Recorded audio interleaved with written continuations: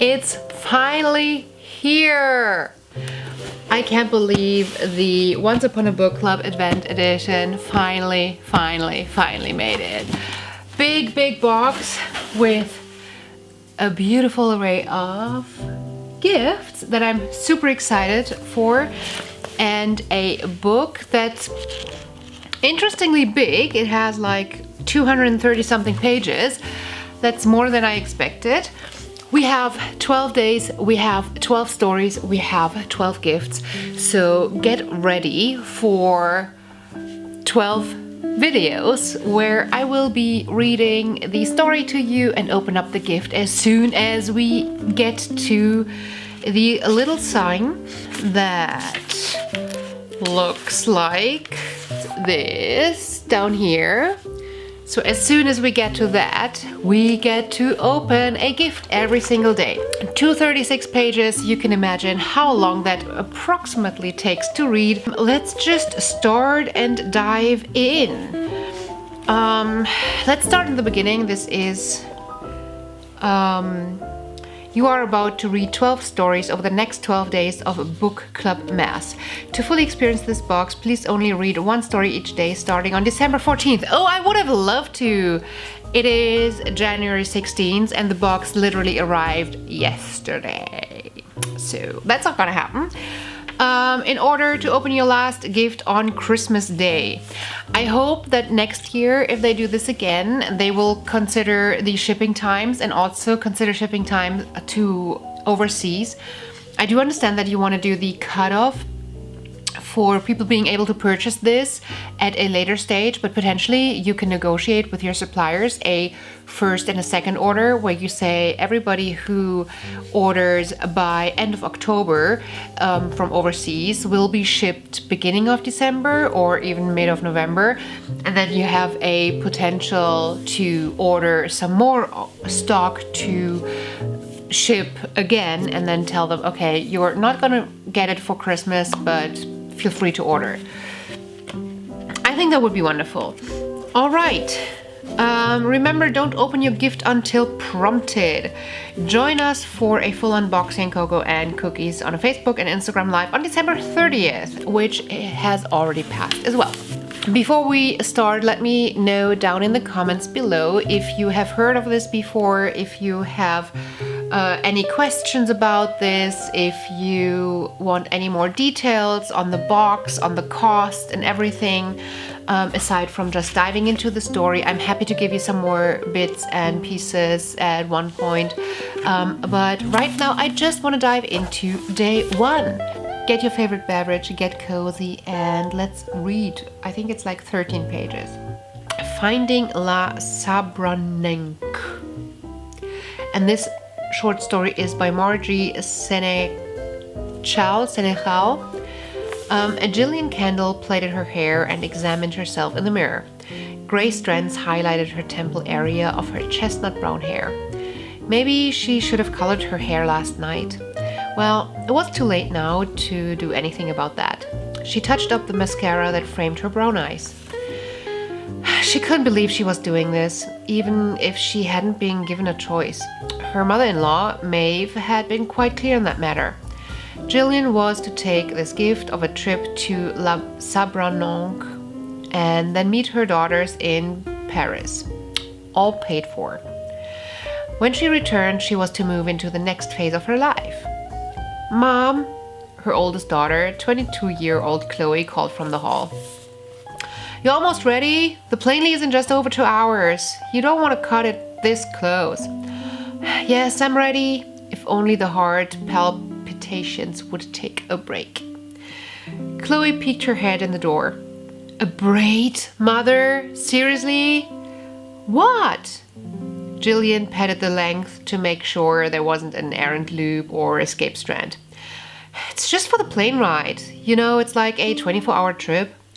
She left Portland at 8:15 and arrived the next morning in Paris around the same time.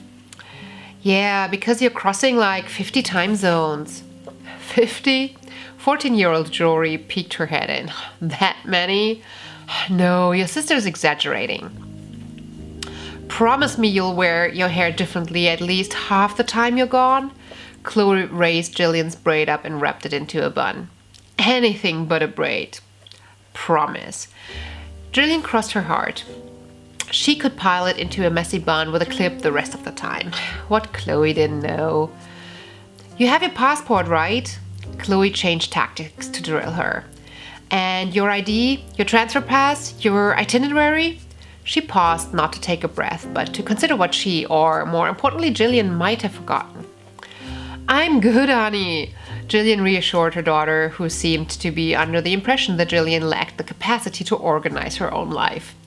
True, that had been her husband's responsibility for all those years.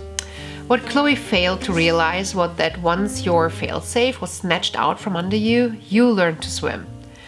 Swimming was so much better than sinking.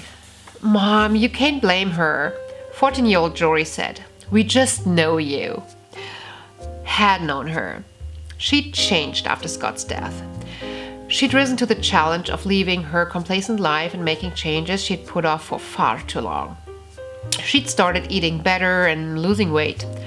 Okay, some of that had happened because for about 6 months after Scott's death, nothing had sounded good, and the things that did brought back unbidden memories.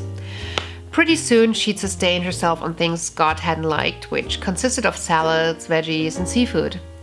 Since she couldn't sleep unless she was bone tired, she'd started taking evening walks, which soon evolved into evening jogs, and as the weight came off, evening runs. She'd never figured she'd be more fit at 50 than she'd been at 40. But then she'd never thought she'd be a widow that young either. Your charger! Chloe was determined to find something her mother had forgotten or misplaced. You did get a universal charger, right? Because you're going to need it to keep in touch with us.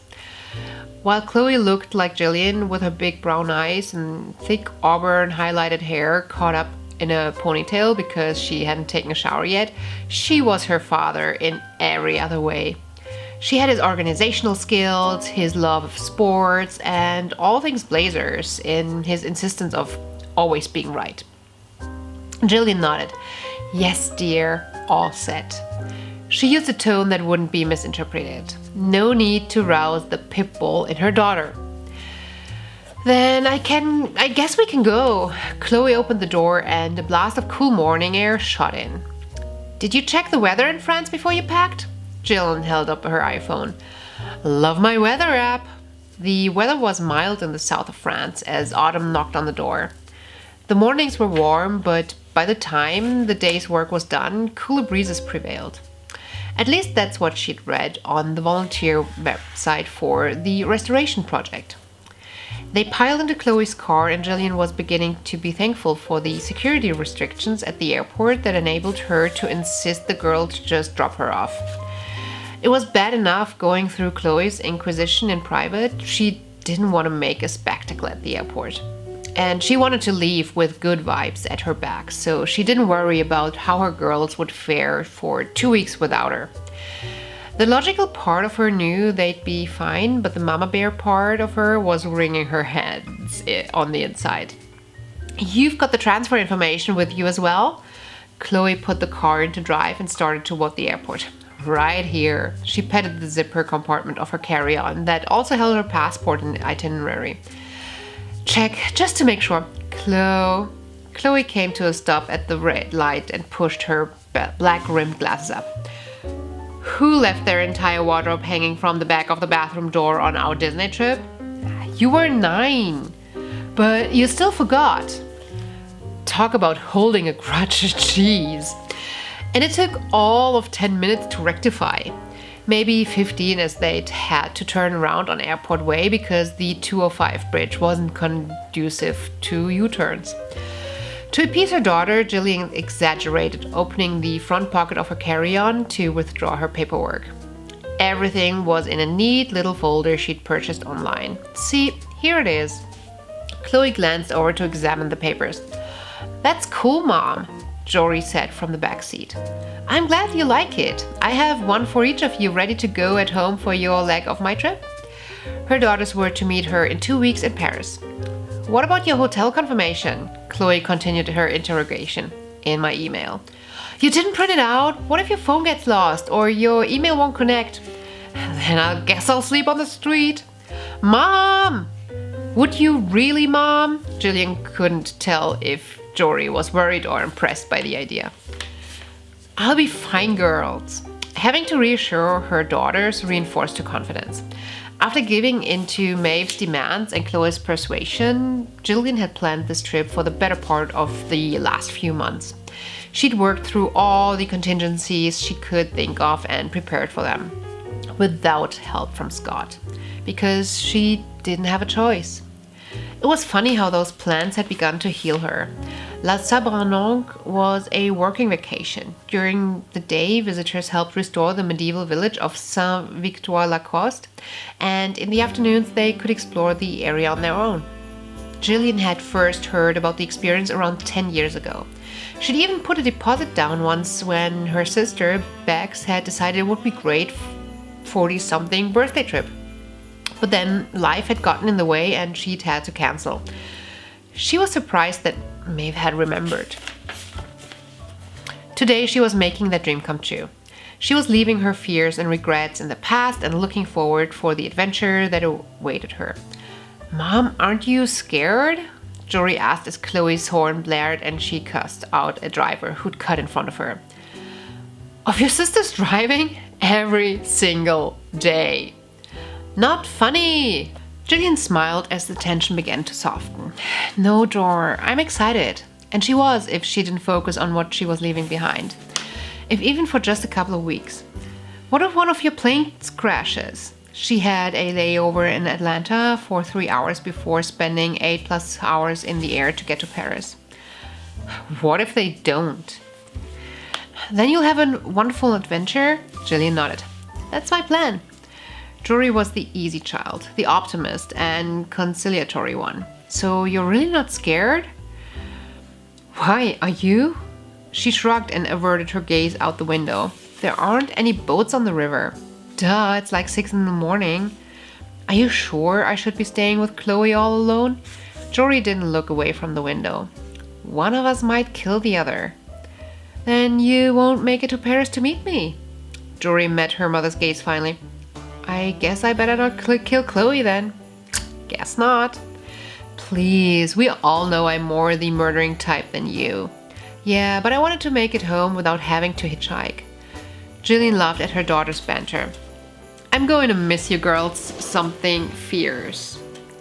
She half expected one of them to tell her to stay home, but they didn't. Mom leaned over and gave Chloe a hug and a kiss. Take care of your sister. I scowled as if I needed someone to take care of me. Of course, Chloe's words seemed to get stuck in her throat. We'll see you in 2 weeks. She pulled away. In Paris. In Paris, Mom agreed. She opened her door and got out. I pulled her suitcase out with me. I couldn't look at her because my eyes were filled with tears. Even though I knew it was going to be hard, I had insisted on seeing her off. I knew this trip had been Dad's last wish for her and that she needed it as well. But there was a part of me that was scared of Mom traveling so far away from us. Hey, baby girl, Mom took me in her arms. You know I'm going to be okay, right? I nodded into her shoulder. Don't let your sister throw a big bash, Mom said. I'm counting on you. As if she could stop me, Chloe said. And the Candle girls all laughed together. That's the best note I could leave on, Mom said and hugged me once more. I burned my face further into her, searching for a scent to concrete the memory. There was a hint of lavender and chamomile. Mom, did you spray your sleep scent on you? She pulled away and shrugged. It's on my scarf so I can use it to fall asleep on the plane. That's why you're wearing a scarf? It was a shiny, silky thing with big, bold flowers that matched her peach shirt.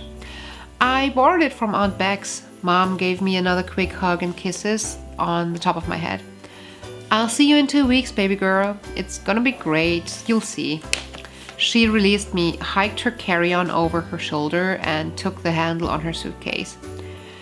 Be good girls. I love you both more than anything. And then she joined the line of people heading into PDX. I climbed into her seat that's still warm from her and watched until she disappeared completely behind the turning door. "You okay?" Chloe asked. I nodded because I couldn't talk without the words getting stuck in my throat. Homeward bound then, Chloe pulled into the far left lane on one lane at a time.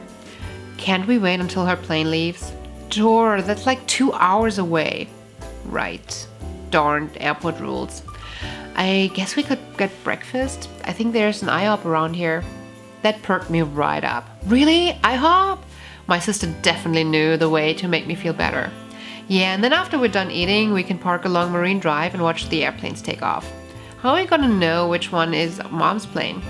"How many Air France planes do you think are leaving at the same time?" Good point.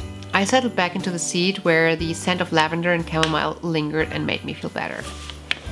Chloe had planned on IHOP to cheer her sister. Jory was still at an age where little surprises reap big rewards, like eating a gooey pancake breakfast chased away your worry. What Chloe wouldn't give for a little of that. Ever since her dad had been diagnosed with cancer, she felt as if she were holding her breath. If she let go, everything would collapse around her. She thought it would get better after he died. How horrible did that sound? As if she wanted her father to die so she could breathe again. Even though they had 4 years to prepare for his death, among the highs of remission and the lows of treatment and recurrence, her mom still fell apart when he died. It had fallen to Chloe to make sure Jory got to school on time, did her homework, and took a shower. She loved her sister, but man, she had BO problem if she skipped even a day. This trip had been Dad's idea, and it had fallen on Chloe to help Grandma to see it through, right down to getting Mom's 50th birthday present delivered to La Sabranenque. So it was waiting for her. Chloe's only regret is that she wouldn't be there to see the look on Mom's face when she opened the gift. "What are you thinking about?" Jory asked. "Because you've barely touched your omelette." Jory's stack of cheesecake pancakes topped with strawberry compote had been decimated. She reached into her backpack and pulled out her sketchbook. Of course she came prepared. She pushed aside her plate and set the sketchbook on the table and started what she called drafting. Light chicken scratch marks that later would become clear. Right now, though, the final picture was only clear in Jory's head. "I wasn't thinking about anything in particular," she lied because she didn't want to make Jory sad, just because she was feeling a bit melancholy. "I was thinking you should go back to school." "Whoa, school?" Chloe hadn't seen that coming. Hunched over the sketchbook, Jory's head bobbed. "Yeah, why shouldn't you?" "I don't know, I think I missed my opportunity." Her dad had been diagnosed just as she was heading to Gonzaga. She'd applied and gotten a deferment, but then he was still in treatment the following fall, and she'd abandoned her college dreams. It hadn't been as hard as it sounded. She'd do it all over again just to spend that time with her father. "So you want to be a barista the rest of your life?" Chloe ignored how close Jory had come to the truth. "If I'd wanted to go to school that bad, I already would have." Jory shook her head. "You didn't go back because you didn't know what you wanted to do." "And I do now?" "I know now." Her sister looked up and held up her sketch. It was Chloe in shaded scrubs with a stethoscope necklace. "You should be a nurse." "Nurse?" Chloe sputtered into her coffee. "Me? You're crazy." While the thought of the work it would take to exhausted her, the idea kind of thrilled her. To have a focus, to have a plan, to build her own future. "You were so good with Dad." "Yeah, because it was Dad." Jory shook her head. "Remember when he was in that chemo room? You helped those other patients out when the nurses and aides were too busy to get to them right away. Nobody else did that." She couldn't stand to see someone struggle when she could help. "I don't know." "Well, I do." Jory tore the page off her book and handed it to Chloe. "Just think about it." Chloe set the picture aside and speared into her omelette. "You know, Mom's better in chasing her dream. I'm good." Jory said, "Maybe it's time you take your dreams off the shelf and play with them." Chloe looked from the drawing up to her sister. The sage. Jillian felt lucky that she'd been able to sleep on the long stretch from Atlanta to Paris as she deboarded in CDG Airport. She made it through customs and got her first stamp in her passport. She strolled out the airport and hailed a taxi by copying what she saw other travelers doing. It wasn't a skill that was needed in the burbs. In awfully bad French, she gave the taxi driver the name of her hotel and braced herself in the backseat. Her breath caught as the Eiffel Tower came into view and she realized she really was in Paris, France. She felt like pinching herself just to make sure it wasn't a dream. "He's magnifique, no?" The driver caught her eye in the mirror. "Oui?" His laugh was proud and knowing. He was lucky to live in such a wonderful place. "You are here for long?" Jillian shook her head. "Overnight. Tomorrow I leave for Avignon." "Oh, that is disappointing." She wasn't sure if he was flirting or just being a Parisian proud of his city, so she merely nodded and turned toward the window to gawk some more. He pulled in front of the Hotel Passy Eiffel. "We are here." And Jillian gazed up the front of the building where balconies nested into the ivory walls. The entrance was a dark wood, mahogany, and beveled glass that shimmered in the sunlight. It looked more stately library than hotel. She liked that. She slipped her hand around her suitcase and walked into the hotel. The foyer was another surprise. Bright white walls and lake blue accessories. Classy but cozy. The woman behind the counter nodded with a demure smile. "Mademoiselle Kendall?" "Oui." Along with Merci, that was the extent of her French. She hoped it wouldn't be held against her. She walked up to the counter, thankful she'd opted for early check-in. After almost 18, maybe 19 hours with the time difference and layover, she had no idea exactly what day, let alone hour it was supposed to be. Her room was decorated like a dream wallpaper, clouds framed by ocean blue wainscoting and matching carpet, glass doors that opened out onto her own pocket balcony. The room was small but efficient for her needs, which foremost was a quick shower before she took off exploring the neighborhood around her. While her comfy bed called to her like a lovesick siren, she was determined to get a good night's sleep before she boarded the TGV for Avignon tomorrow. After the shower, Jillian pulled on a pair of black capris, a loose flowery top, and black flats. Comfort was her main objective as she took to the streets of Paris. The Eiffel Tower loomed over the neighborhood to the left, so Jillian turned right. She'd promised the girls that she'd save the sightseeing for them. With no agenda in mind, she strolled down the cement block sidewalks, gazing into windows, smiling at shop owners, and just taking it all in. She was surprised by the scent of the air. She'd expected sweetness, not car exhaust, and was she too far away from the Seine to catch a whiff of river water? She walked with no purpose or plan, taking turns when something looked interesting, eventually finding herself on a pedestrian street of cobblestone. Now, this was the street she'd always imagined in her dreams. An enticing scent broke through her consciousness and she followed the trail to the front of an outdoor cafe. Copying other patrons, she settled at a small table that looked out on the world. When the waitress came by, Jillian ordered a chocolat chaud and a pastry she had to point to because she did not know what it was. As she enjoyed her breakfast, she people-watched and listened to the conversations that bubbled around her. Even if she didn't understand the words, the emotions and laughter did not need a translator. Best of all, none of the conversations required her input. She didn't have to make a decision or pick a casket. It was simply wonderful and freeing. After her delicious reprieve, Jillian went back to the streets again. She discovered the Maison de Balzac, a little museum dedicated to 19th century novelist Honoré de Balzac. She didn't know him or his work, although after seeing how he'd lived and wrote, she was determined to find his novel, The Human Comedy, on Amazon when she arrived back in the States. The museum had been a nice respite from the steady stream of people. She walked into the best-smelling boulangerie and bought a flute, which looked like a baguette for one to take back to her hotel. and then wandered through an open-air market, picking out fresh grapes and some olives. She'd considered a mango, but realized she didn't have a knife to dissect it. She visited a creamery and chose a selection of cheeses to go with her bread. As her feet grew weary, Jillian decided to head back to the hotel. She passed a window and caught her reflection. The braid. Was Chloe right? Should she do something different? Scott had loved running his fingers through her hair. When he was sick. He said something about the texture calmed him when nothing else could. Jillian hadn't cut her hair, not even a trim, since before his death. Maybe it was time. Jillian returned to her hotel room considerably lighter, emotionally and physically. She'd found a beauty shop and had let the hair artist have her way with one disclaimer.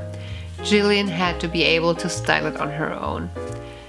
Drip dry hair would have been preferable, but this was Paris. She doubted that they even knew what that meant. She went into the bathroom and examined her hair privately. She'd oohed and ahed appropriately for the stylist, but didn't everyone do that?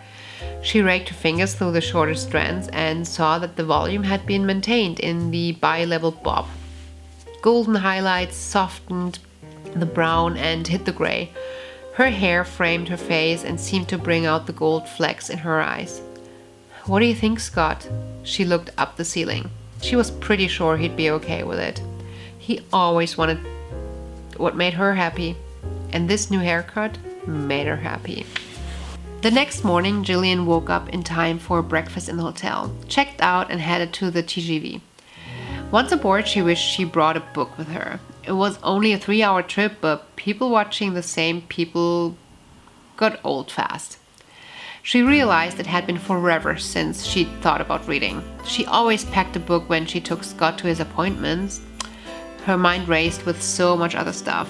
The next appointment, treatment, or result. She couldn't focus on the words in front of her, so she simply stopped opening them.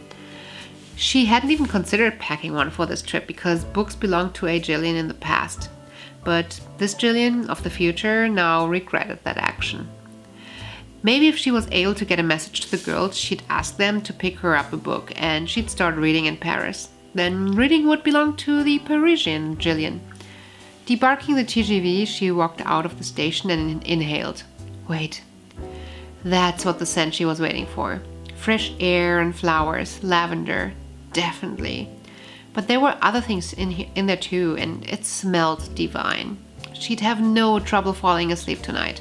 She hoped her roomie was okay with open windows and that rural French countryside didn't have rodents or insects to be wary of. Her stomach was twisted in a knot of anticipation and terror as she boarded the bus that would take her closer to La Sabranenque, and there'd be no turning back.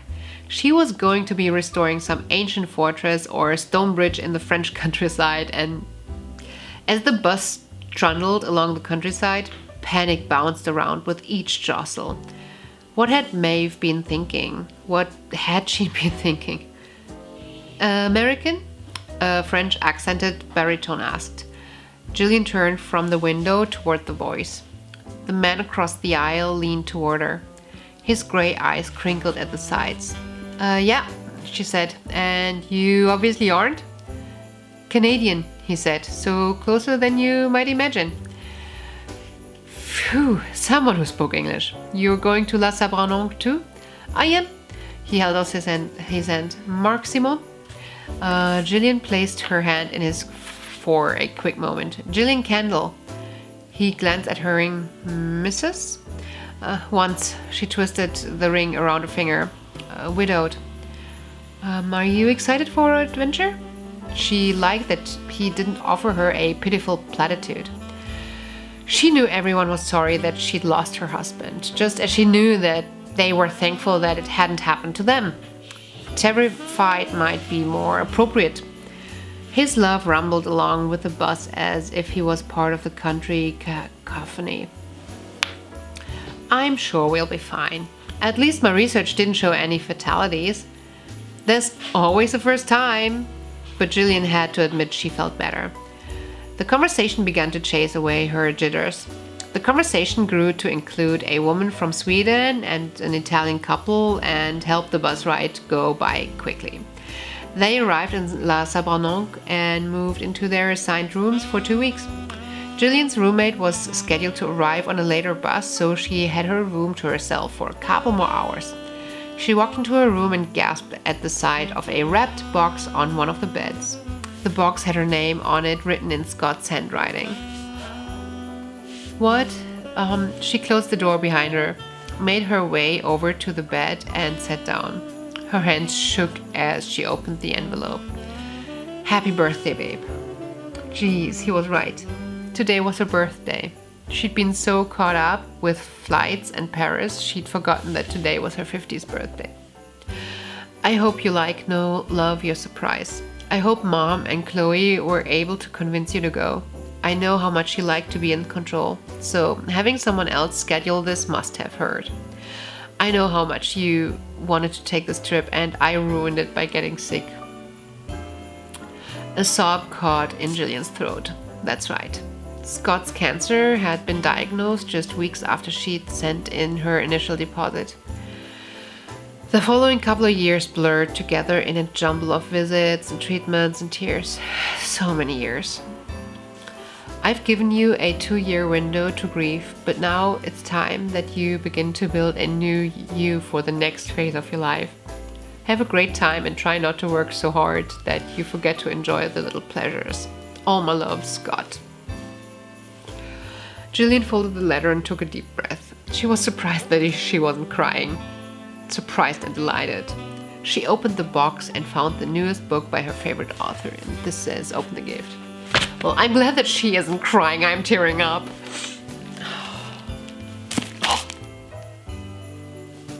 I didn't expect it to hit me. Oh. So let's open day 1. So it's the book by her favorite author. I can feel it's a hardcover. I'm excited to see what this book is. How can you do this right after I get emotional and then give me a gift to get me out of this story?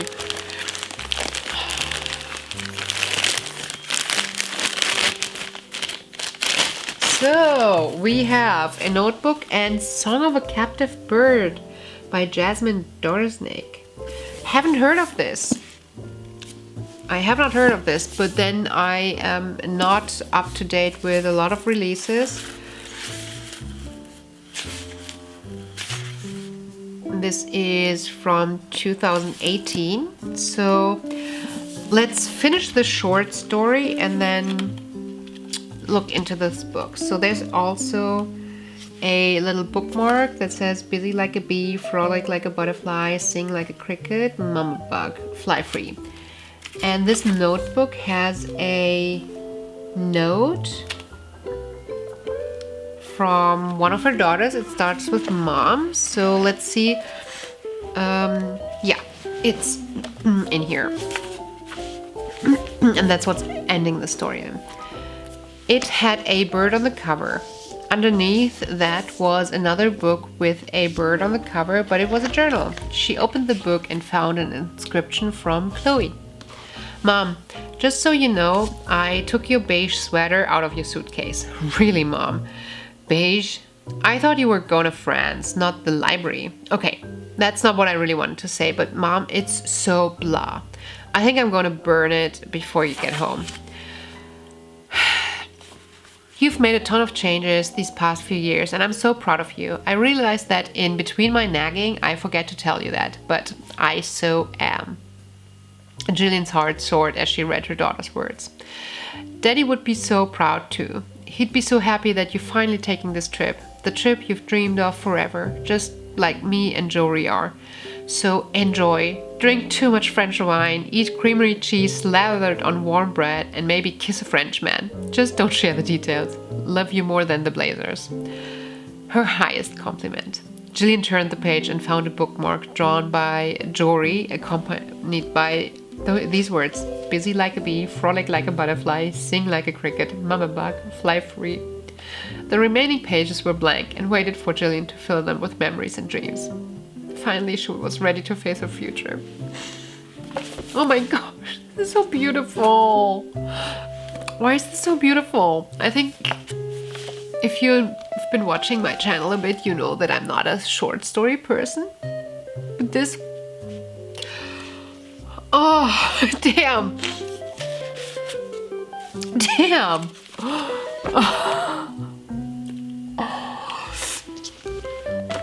Okay, tell me, how did you like it? How did you like the story to start this experience? Let's take a look at the book. Song of a Captive Bird. With rich empathy and gorgeous prose, Jasmine breathes life into one of Iran's most iconic women, and the result is a beautiful novel that is as compelling as it is necessary. That sounds promising. Have you heard of this book? Let me know if you've heard of it and if you like it.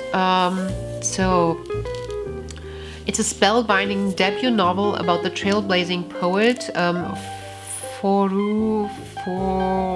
Farrokhzad. I have no idea how to pronounce it. I'll have to look that up. Who defied Iranian society to find her voice and her destiny. Well, that sounds really good. All through her childhood in Tehran, Farrokhzad is told that Iranian daughters should be quiet and modest. She's taught only to obey, but she always finds ways to rebel.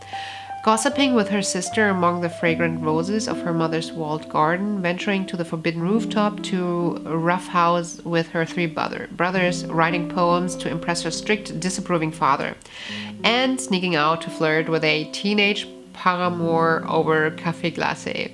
During the summer of 1950, Farrokh's passion for poetry takes flight, and tradition seeks to clip her wings. Forced into a suffocating marriage, Farrokh runs away and falls into an affair that fuels her desire to write and to achieve freedom and independence.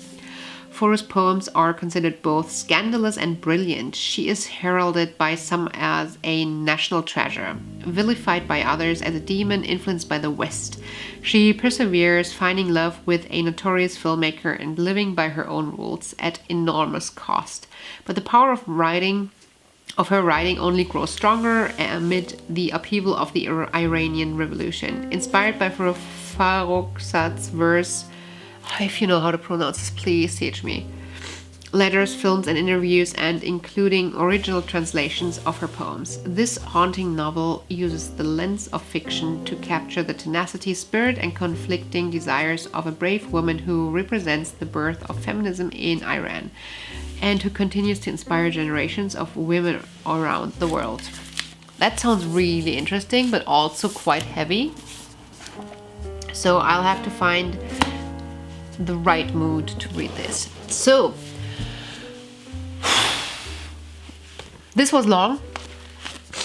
Tell me, how did you like the story? How do you like the gift? How do you like the box? How do you like everything?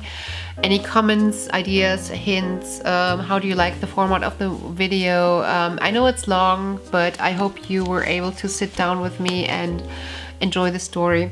I'm most likely going to post this weekly, so over the next 12 weeks, so we have quite some time to enjoy this.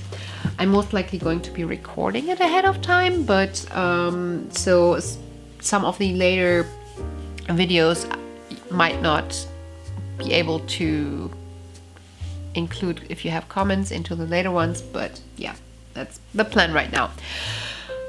Alright, this is it for today. If you liked it, please give me a thumbs up. Hit that subscribe button to show me some love and support me. I really do appreciate both of these actions a lot, just as much as I enjoy reading any comment, anything from you down below. So do all of that if you like and want to support me, and I hope to see you again on my channel real soon. Until then, bye! Just loving this moment. Can we stay here?